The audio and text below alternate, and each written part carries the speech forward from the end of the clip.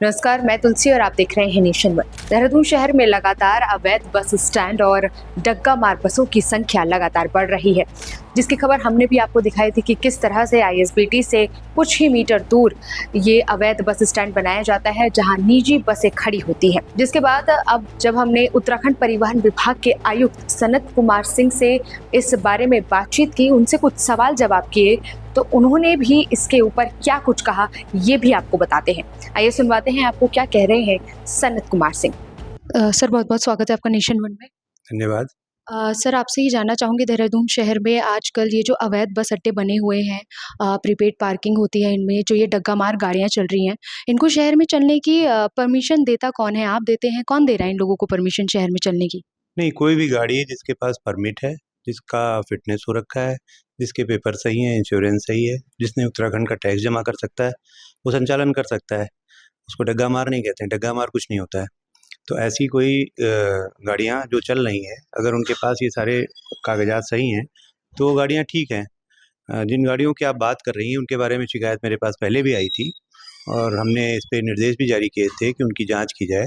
वो गाड़ियाँ इस प्रकार की हैं जो आमतौर पे ऑल इंडिया टूरिस्ट परमिट उन्होंने प्राप्त किए हैं। कुछ इलेक्ट्रिक गाड़ियाँ भी हैं जिनको परमिट से छूट है।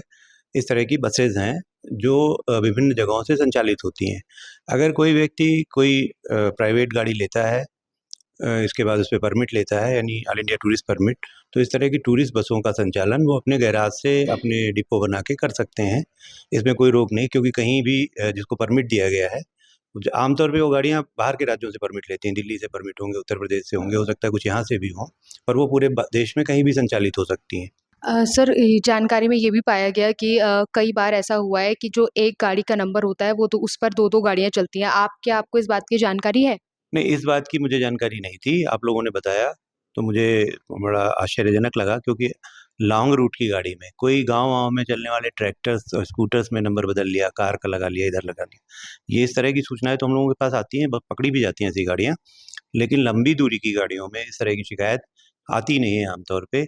मेरे संज्ञान में आया है, मैंने अपने अधिकारियों को कहा है कि इसकी जाँच करें, और इसकी जाँच करने के लिए, क्योंकि ये लॉन्ग रूट की गाड़ियाँ हैं, तो ऐसा भी हो सकता है कि एक नंबर अगर 2 गाड़ियों पे लगाया है, जैसा कि आपने कहा, मुझे अभी कन्फर्म नहीं है।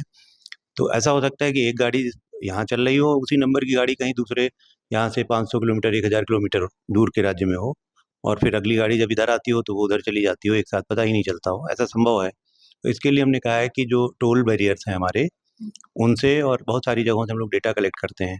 हमारे पास डेटा आता भी है, टोल से जो गाड़ियाँ क्रॉस होती हैं, उनका डेटा भी आता है, और बॉर्डर से जो एंटर करती हैं, उनका डेटा भी हमारे पास आता है ऑनलाइन, कैमरों के माध्यम से। तो उससे वेरीफ़ाई करेंगे, अगर ऐसा कोई होगा तो बहुत जल्दी पकड़ जाएगा वो। सर, हर्रावाला में अभी एक सब इंस्पेक्टर को रिश्वत देते पकड़ा गया, जो ऐसी ट्रांसपोर्टर से रोज़ हर महीने रिश्वत वहाँ पे लेने जाते थे। मैं ये पूछना चाहूँगी कि क्या इस सिंडिकेट में ऐसे और लोग जुड़े हुए हैं, और जुड़े हुए हैं तो उनके ऊपर क्या कार्रवाई की जाती है? पहली बात तो मैं करेक्ट कर दूँ, जो हर्रावाला में सब इंस्पेक्टर पकड़ा गया है, वो रिश्वत लेते हुए तो नहीं पकड़ा गया है, उसको एक दुकान में बंद कर दिया गया था। अब वो किस कारण से वहाँ गया था, वर्दी पहने हुए था, जो उसकी फ़ोटोग्राफ़्स या उसके वीडियो आए हैं सामने। एक दुकान में शटर गिरा के उसको बंद कर दिया था, और दुकान का मालिक या उसका कोई रिश्तेदार, उसका भाई, उसके साथ उस दुकान के अंदर बंद थे। 1-2 घंटे के बाद उन लोगों ने बैनर बना लिया, और बैनर बना के दुकान के बाहर लगाया कि ये रिश्वतखोर है, वगैरह-वगैरह जो भी।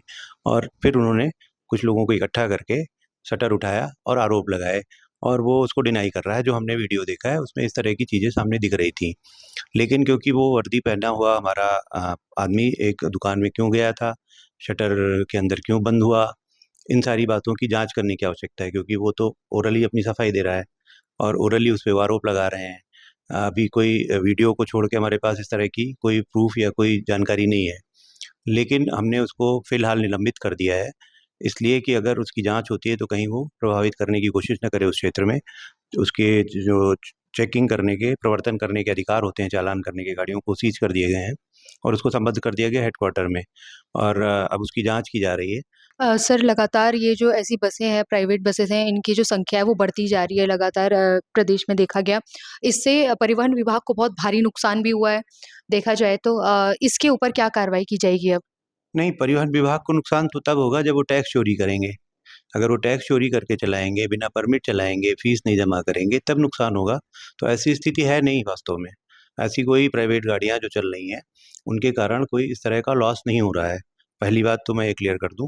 दूसरी बात ये है कि जो भी गाड़ियां चल रही हैं, हमने पता लगवाया था परसों नरसों, जब ये बात आई थी पहली बार सामने आपके माध्यम से, तो हमने पता लगाया था। तो ये जो गाड़ियां चल रही हैं, इनमें त्रुटि मैंने बताई आपको यही है कि वो स्टेज कैरेज की तरह भी संचालित हो जाती हैं। वो फुटकर सवारियां भी बैठा लेते हैं किसी एग्रीगेटर के माध्यम से, ऑनलाइन प्लेटफॉर्म के माध्यम से, जो कि इलीगल है। अदरवाइज ऐसी स्थिति नहीं है, नंबर वन। नंबर टू, जो गाड़ियां संचालित हो रही हैं उनमें जाहिर है कि सवारियां हैं तभी संचालित हो रही हैं। तो उसमें परिवहन निगम से भी हमने आग्रह किया है कि वो अपनी बसों की संख्या इस प्रकार से संचालित करें, बढ़ाएं, क्योंकि परिवहन निगम की गाड़ियां भी जो ये लॉन्ग रूट्स पे चलती हैं, दिल्ली चलती हैं, चंडीगढ़ चलती हैं, हरियाणा की जगहों में जाती हैं, फरीदाबाद, गुड़गांव इत्यादि, या जयपुर जाती हैं, ये खाली नहीं जाती हैं। इनमें भी ऑक्यूपेंसी लगभग पूरी है, बल्कि कई बार ओवरलोड भी होती हैं, छोटा थोड़ा बहुत।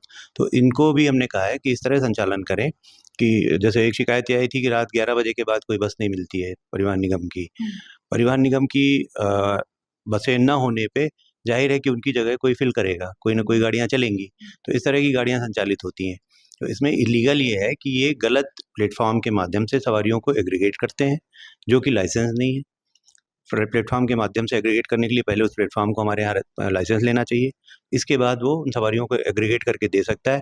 इसमें भी ये है कि प्रत्येक सवारी को अलग अलग जगह से उठाना बैठाना ये गलत है।